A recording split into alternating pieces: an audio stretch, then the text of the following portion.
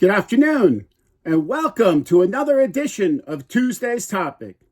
Today's edition, the Social Security Administration does a full U-turn on the identity proof requirements for in-person visits that they made effective about 3 weeks ago that I first reported on March 25th. But first, a quick commercial.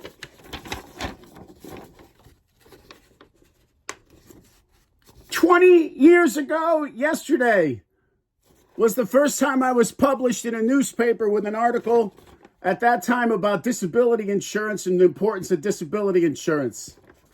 So it's pretty exciting that I'm doing this stuff. I looked into doing a podcast, but I decided I'm just going to stick with the Tuesday topics. So on March 25th, I told you on a Tuesday topic that the Social Security Administration was going to have this new requirement where everyone had to go in person. And then I did an update from my car because a couple of days later, they changed the rule and they made it okay for people on Medicare, Social Security, disability, and SSI to not need to go in person. They could still do it on the phone.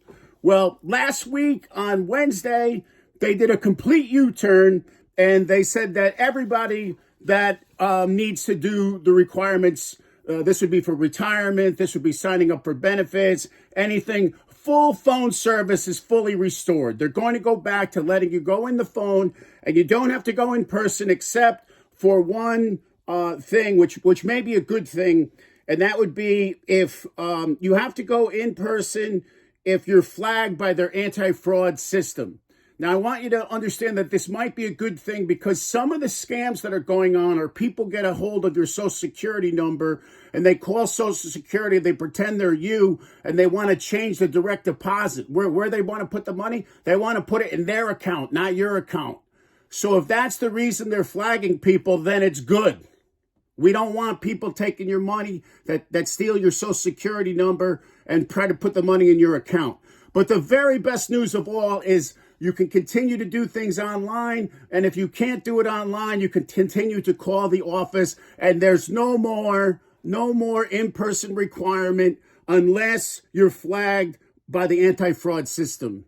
And here's the money quote from Lee Dudek, the Social Security Administrator.